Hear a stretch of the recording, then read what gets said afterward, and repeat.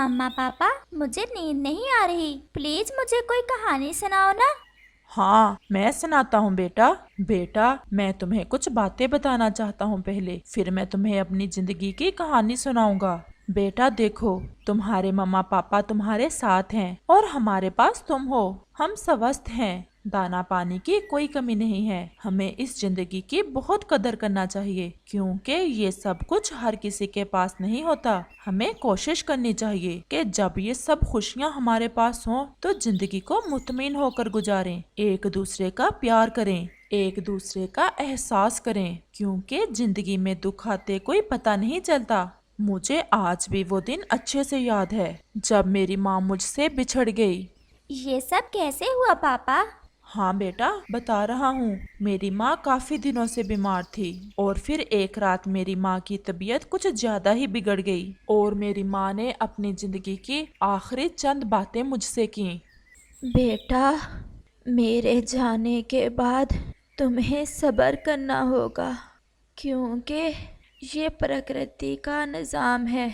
जो आया है उसे जाना है। हर दुख को हंसते हुए सहना है, सख्त मेहनत करना है और अपने ऊपर विश्वास रखना है। और फिर अचानक से मेरी माँ की आंखें बंद हो गई, हमेशा हमेशा के लिए। वो रात बहुत गम की रात थी, जिसे मैं कभी नहीं भूल सकता। मेरा पापा बहुत दुखी होगा। हाँ बेटा, और फिर कुछ ही दिनों के बाद मेरे पापा किसी को अपने घोंसले में साथ लेकर आ गए। मैंने पूछा, पापा ये कौन है? तो पापा ने बताया, ये तुम्हारी नई मम्मा है। पापा, ऐसा कैसे हो सकता है? मम्मा तो मम्मा होती है, कोई और कैसे मम्मा बन सकता है? हाँ बेटा, तुमने ठीक कहा, मम्मा तो सिर्फ मम्मा ही होती है। अब सुनो तुम। और फिर मैंने अपना सर झुकाते हुए कहा, ठीक है पापा। अभी पहली ही सुबह थी कि नई मम्मा ने पापा से पहली लड़ाई शुरू की, जिसकी वजह मैं था। ये बच्चा इतना भी छोटा नहीं है। तुमने कहा था कि वो ज्यादा छोटा है। इसे अपना दाना खुद लाना होगा और ये हमारे साथ नहीं रहेगा। दाना तो ये खुद से ले आया करेगा, लेकिन अगर तुम्हारी इजाजत हो तो इसे कुछ दिन इधर रहने देते हैं। लेकिन सिर्फ कुछ दिन। और मेरा पापा खामोश हो गया और मैं भी खामोश होकर ये सब सुन रहा था और ये साबित करने की कोशिश कर रहा था कि मैं बहुत बहादुर हूँ, और कोशिश कर रहा था कि मुझे रोना ना आए। लेकिन फिर अचानक से जब मेरी माँ मेरी आंखों के सामने आई तो मैं ऐसे रोने लगा जैसे पहले जिंदगी में कभी नहीं रोया। और मेरा पापा शायद मेरी नई मम्मा के डर से मेरे पास नहीं आ रहा था। अरे ये क्या, तुम क्यों रोने लगे हो? ऐसे मैं तुम्हें कहानी नहीं सुनाऊंगा। आपकी बात सुनकर रोना आ गया। नहीं बेटा, इसलिए तो मैं तुम्हें कहानी सुना रहा हूँ कि जिंदगी में जब खुशियाँ हो तो उनकी कदर करो और आने वाले दुखों के लिए तैयार रहो। अच्छा पापा, फिर क्या हुआ? फिर पापा भोजन की खोज में चला गया और नई मम्मा मेरी तरफ गौर से देख रही थी और फिर मुझ पर एकदम से चलाई। जाओ, जाकर दाना ढूंढो, मेरी तरफ क्या घूर रहे हो?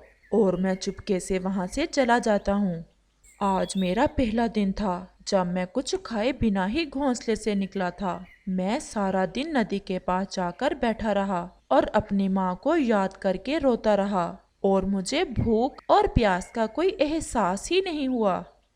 और फिर शाम हो गई और मैं डरते डरते अपने घर की तरफ चल दिया।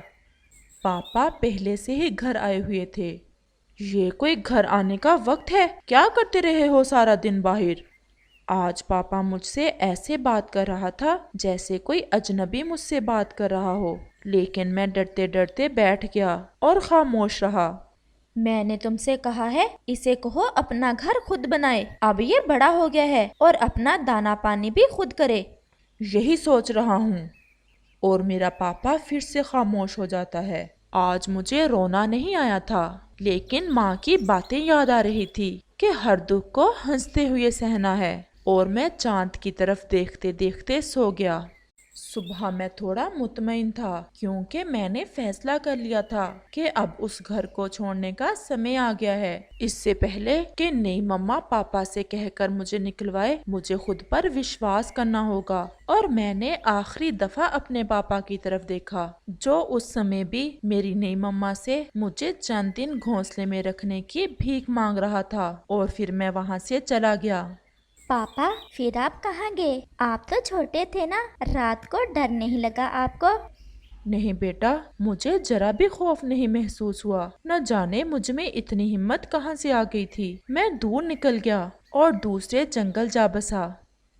वहाँ मैंने 2 रातें एक पेड़ पर ही गुजारी। फिर एक शाम मैं बैठा हुआ था कि तुम्हारी मम्मा की मम्मा वहाँ आ गईं और उन्होंने मुझसे पूछा कि यहाँ इस समय तन्हा क्यों बैठे हो, क्या तुम्हारा कोई घर नहीं है? और मैंने उन्हें सारी बात बता दी। फिर तुम्हारी नानी मुझे अपने घर ले गईं।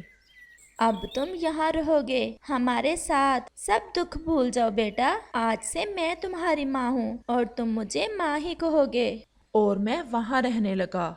मैंने सारा काम सीख लिया, घर बनाना भी, दाना लाना भी, सब सीख लिया। और फिर मेरी और तुम्हारी मम्मा की शादी हो गई। और फिर कुछ ही दिनों के बाद तुम्हारी नानी भी चल बसी। और फिर हमने वो जंगल भी छोड़ दिया और फिर इस जंगल में अपना प्यारा सा घर बनाया। और फिर तुम हमारे पास आ गए और मुझे जिंदगी के सब दुख भूल गए। पापा, आप तो मुझसे बहुत प्यार करते हो, फिर आपके पापा ने ऐसा क्यों किया? मेरा पापा भी मुझसे बहुत प्यार करता था, लेकिन शायद ये सब मेरे भाग्य में था। मेरे मम्मा पापा सबसे प्यारे हैं। और हमारा बेटा भी बहुत प्यारा है। और अपने पापा से कहानी सुनने के बाद जूजू मीठी नींद सो जाता है।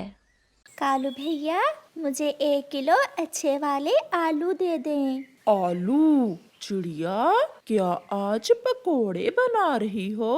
हाँ कालू भैया, बच्चे सुबह से जिद कर रहे हैं पकोड़े खाने की। ये लो आलू, और साथ में ये बड़ी मिर्ची भी मेरी तरफ से। पकोड़े तीखे बन जाएंगे। मैं आपके लिए भी लेकर आऊंगी शाम को। फिर तो ये 2 आलू मेरे लिए भी ले जाएं। चिड़िया हंसते हुए कालू कौवे से आलू लेकर चली जाती है। फिर कुकू जाकर खिड़की में बैठ जाता है। यहाँ बैठकर ऐसे छलांग लगानी है, ऐसे कहते हुए कुकू वहाँ से कूद जाता है। संदूक पर पड़ा शीशा कुकू के पंख से गिर जाता है और टूट जाता है। नुकसान कर दिया ना, अब मम्मा आकर पूछेंगी, मैं बताऊंगी मम्मा को। गुड़िया, प्लीज मम्मा को ना बताना, प्लीज। मैं अपने पकोड़ों में से एक आपको दे दूंगा। पक्का? देख लो, अगर ना दिया तो मैं मम्मा को बता दूंगी। पक्का प्रॉमिस गुड़िया? मम्मा, मम्मा, कुकू ने शीशा तोड़ दिया। इसने खिड़की से छलांग लगाई और शीशा तोड़ दिया। गुड़िया, आपने कहा था कि मम्मा को नहीं बताओगी। बच्चों, कभी भी झूठ नहीं बोलते। फिर मम्मा चिड़िया आलू काट लेती है और कढ़ाई चूल्हे पर चढ़ाती है। मेरी डॉल, प्लीज भैया, मेरी डॉल दे दो। आज डॉल से मैं खेलूंगा, ये डॉल मेरी है। कुकू बेटा, आप हर समय गुड़िया को तंग करते हो, कोई ना कोई नई शरारत ढूंढ लेते हो। ले लो, मुझे नहीं चाहिए, तुम ले लो।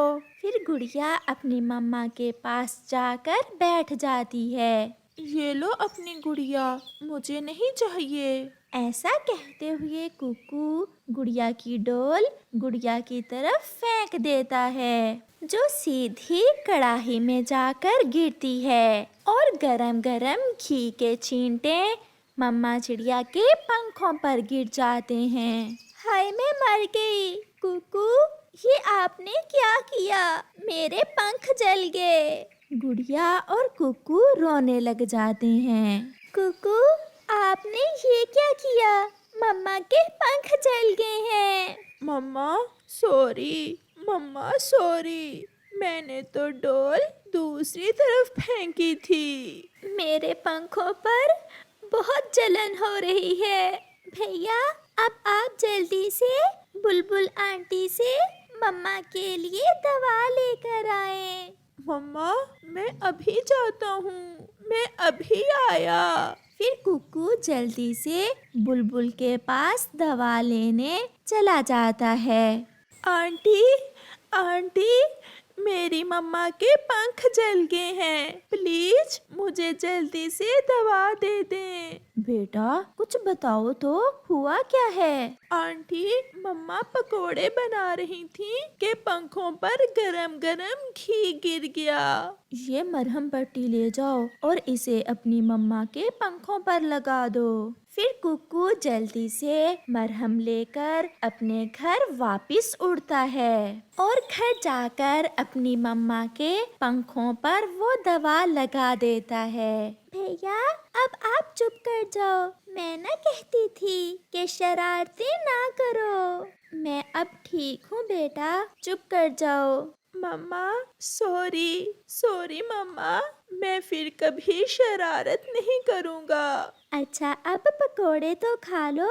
मुझे नहीं खाने पकोड़े, पकोड़ों की वजह से मेरी मम्मा के पंख जल गए हैं। पकोड़ों की वजह से नहीं, मम्मा के पंख आपकी वजह से जले हैं। आपने क्यों मेरी डॉल फेंकी थी? कुकू बेटा, अगर आप सच में शर्मिंदा हो तो फिर वादा करो, फिर कभी शरारत नहीं करोगे। मम्मा, मैं प्रॉमिस करता हूँ, मैं फिर कभी शरारत नहीं करूँगा और हमेशा आपका कहना मानूंगा। फिर वो सब हंसने लग जाते हैं और ठंडे ठंडे मौसम में गरम गरम पकोड़े खाते हैं। मम्मा चिड़िया के पंख अब ठीक हो गए थे।